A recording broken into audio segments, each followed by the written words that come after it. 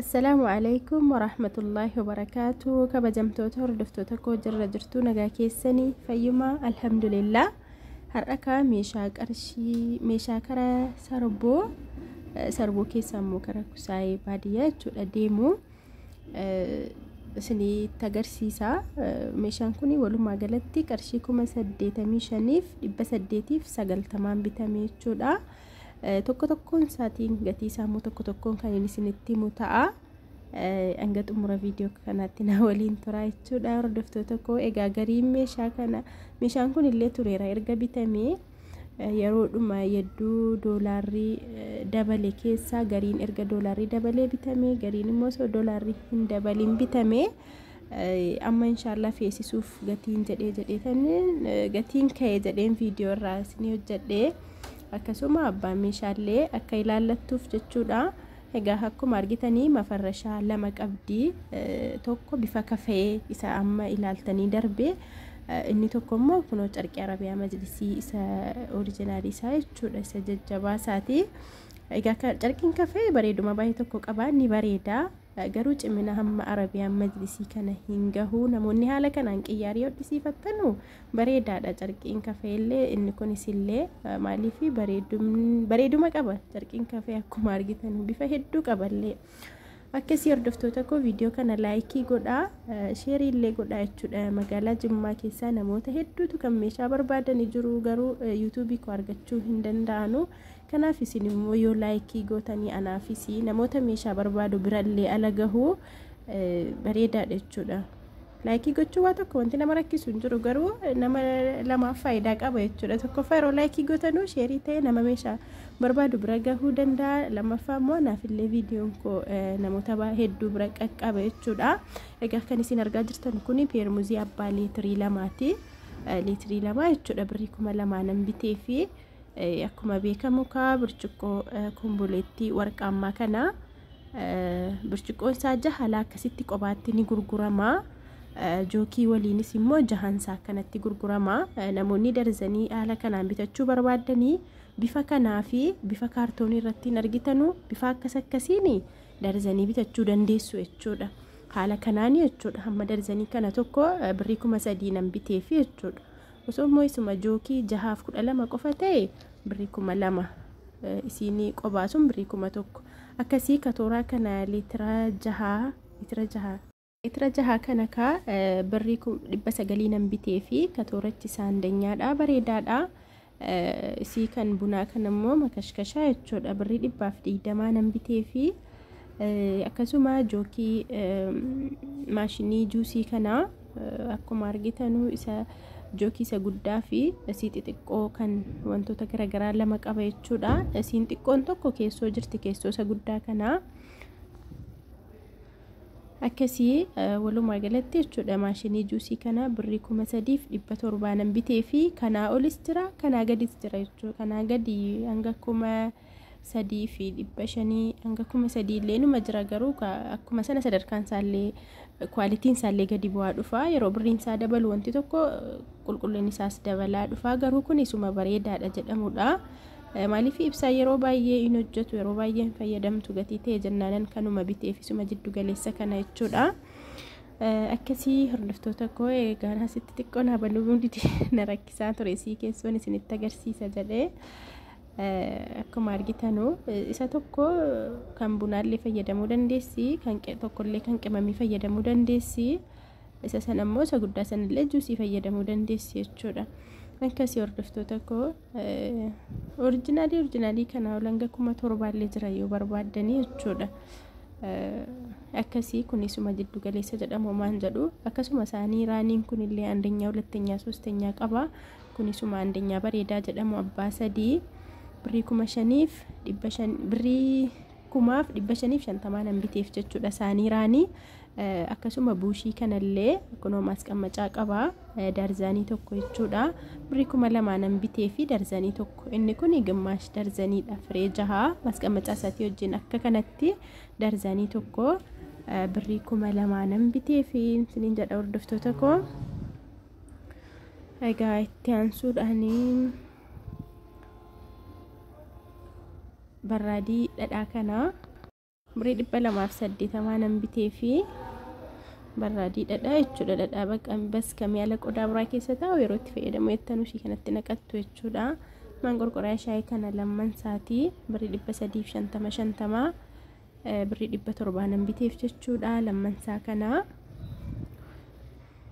itti aansuudhaan isaanii shorbaa kana firee 6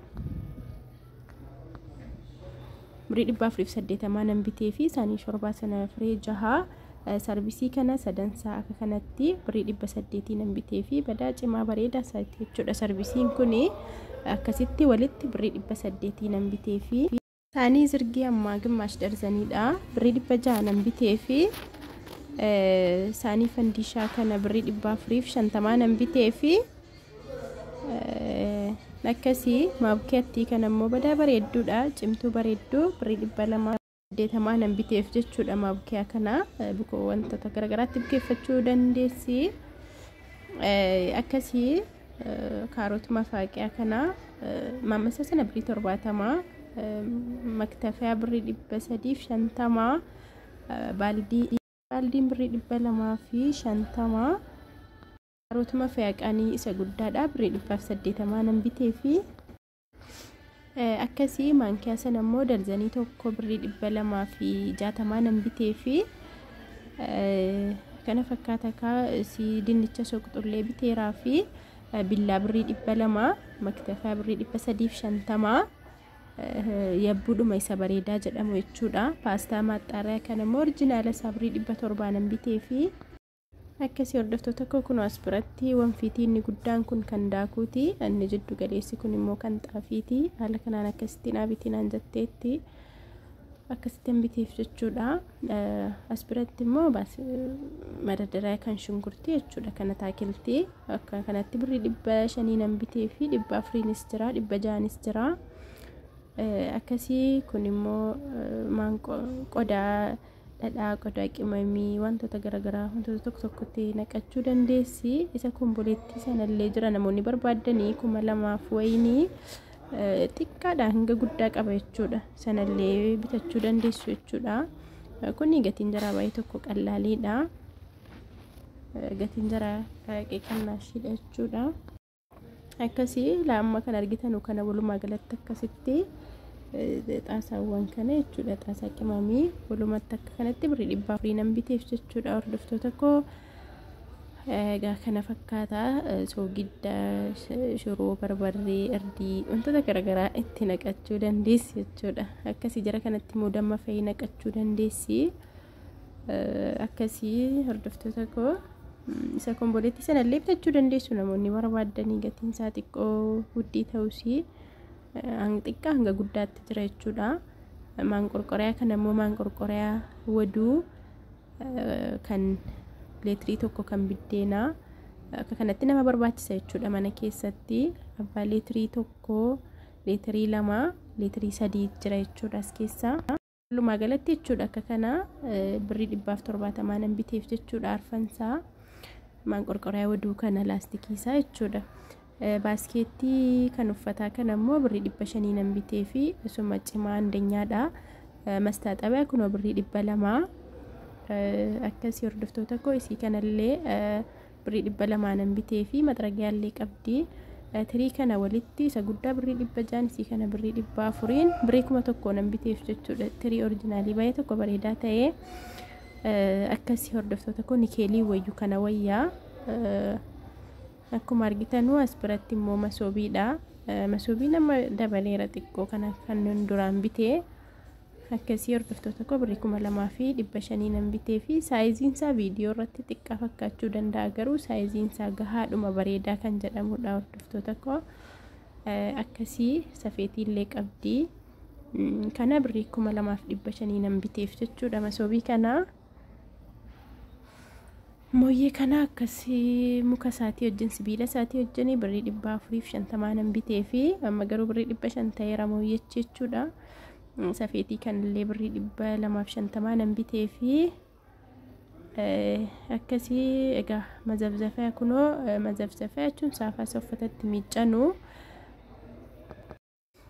inni kuni isuma jabaa akka kana kan gommaa jedhama baay'ee tokko jajjabaadha jechuudha isaanii jarri kuni nikeelii wayyuu nikeeliin hin daddabaa maal jedhaa laa kana kun akkas irra dhaabadhe iyyuu waa tokko hin ta'u jechuudha irra utaalaayyuu namni irra dhaabatame iyyuu waa tokko hin ta'u badaa bareedaadha inni guddaan kuni yeroo sanatti birrii 450 waan akkasii garuu walumaa galatti sadansaa kana sadansaa jechuudha walitti birrii 50 nan bitee fi jarri kun lamman badaa cimaa bareedaadha inni sun immoo yeroo dhuma qodaatti dhiquu maalii isa ulfaataa kana fuuchuu yoo mijoofnee fi si kana olii gadi fuuchuu nama rakkistu jedheen biratti bitee jechuudha as biratti immoo eelee qoraanii kana laaqichiin kana qabdi egaa namoonni baay'een eelee kana na gaafataa jirtu akkuma isinitti mee biyya kamittuu fees fe'amee ergaa makiinaatti ergamuu danda'a jechuudha waa tokko wanti nama rakkisu hin jiru eeleen sun illee irraa ka'aa kunumaan qorqoree kanallee isa biddeena ittiin tolfattu jechuudha si xiqqoo keessaa bicuudha akkasii baay'ee tokko namatti machaa eeleen kun eelee mabraatiitiin waa tokko badaa garaagarummaa hin qabu aarrillee nama hin qaqqabu qoraan bicuudha geessi akkasii mabraatiin biyya keenyaa dhaabbatan qabu gatii ta'e naannoo wanti kanaa biratti bareedaadha akkasii gaa hordoftoota koo eelee kana ani akkuma siinii birrii ergiteenaniin qabdii kennee hojjechiisee fi waa hin daddabaliin jechuudha akkasii eelee kana birrii 3,000 nan bitee fi kan baaloodhuma isaa eeleedhuma isaa wajjin jechuudha akkuma jirutti birrii 3,000 nan bitee fi eelettiin illee eelee bahar daarii jedhamti qobaatti illee ni gurguramti birrii 400 wayii galteetti amma waan akkasii qobaatti illee ni gurguramti jechuudha Egaas biratti distiin boodatti sin jalaa hambisee distiin kun distii abbaa torbaati abbaa torbaa keessa sadarkaa hedduu qaba kun garuu isa bareedaa isa andanyaa jedhamudha hanga sadarkaa tokko hanga 3-4 fayyuu qaba qorqorroodhuma wayii kan fakkaatus jira jechuudha kun garuu isa bareedaa jedhamudha jechuudha ammasiin kuni si bicuu keessaati badaa bareedduudha guddaadha hanga bicuu qaba jechuudha namoonni distii barbaadanii distii kana bitattanii yoo barbaadan immoo guddaa tokko biratti bitachuu dandeessu jechuudha akkasii hordoftoota koo abbaan 5 jira abbaan 3 jira abbaan 7 jira gaa distiin sadarkaa qaba isa abbaa 7 keessa inni kun isa bareedaadha abbaa 5tiin illee jira egaa kana fakkaata distii kana walumaa galatti torban isaa kana birrii 6,000 bitee fi amma garuu dabaleera baay'ee bareedaadha jechuudha akkasii hordoftoota koo kuni kaala indaanqoo lama qabata jedhama sadis qabachuu danda'a akka shunkurtii abbaati gaala indaanqoo hammana jechuun silas shunkurtii dhamtiire kan indaanqoo daneessus kan bicheessus akkasii akkuma ilaaltanii akkuma akkasatti fayyadamuu dandeessu jechuudha hordoftoota koo egaa isinitti meera kuni firee torbaa distii kana abbaa torban isaa birrii 6,000 bitee fi as biratti jabanaa guddaadhuma bareedaa kan jedhamu birrii 350 nan bitee fi siinii birrii 800 waan akkasitti bitee fi rakabootii kana immoo birrii 3,700 nan biteef jechuudha hordoftoota koo rakabootiin kun egaa baay'ee bareeda kana fakkaataa sufraa qabdi sufraa ittiin binnee qabattee rakabootiidhuma duwwaa maateeriyaalii isaatii wajjiniin bitee fi akkasii hordoftoota koo isinitti dhageessisaan ture garuu sagalee yeroo achirraa wacawaan akkasii ta'ennaan irraa balleessee amma haaraa irratti hidhaa jira hin dhagahamu jechuudha sagalee qodaawwan akkasiitu dhagahama sagalee koorra kanaafanini akkaaraatti asii irratti sinidhe akkasii kun as biratti immoo mafarrashaa jechuudha kun kafayee isaatii firaashii 4 tiraasii 12 sufraa qarcaatii kun kafayee isaatiin akkasuma firaashichillee boondidiidha tiraasiin isaas illee boondidii kan ta'e haala kanaanii 412 biratti qiyyaarii carqii arabiyaan majlisii illee qabdi firaashiin isaa boondidiidha isa irra keessatti uffatametu carqii firaashii boondidii fakkaate laakuun akkuma argitan bukkeedhaan tokko hirkatee jira firaashii 3 nafee tokko hirkatee jira kun immoo carqii arabiyaa majlisii isa jedhamu kunis 412 egaa kana fakkaataa hordoftoota koo walumaa galatti meeshaan obboleettii keenya hadhaa inshallah uktii kiyya qaalii rabbiin nagaanii itti si haa galchuu. Namoonni meeshaa ajajachuu barbaadan ajajachuu dandeessu. Namoonni haaraa taatanii kaa subscribe godhaa maatii keenya ta'a waan barbaadan chaanalii kanarraa argachuu dandeessu. Akkasuma immoo namoonni hanga yoonaa hordofaa jiraatanii yoo laayikii hin godhin laayikii godhaa. Hanga viidiyoo biraatti walitti deebinutti nagaa rabbii keessanaaf turaa. Wassalaamu alaikum warahmatullaahi wabarakaatuh.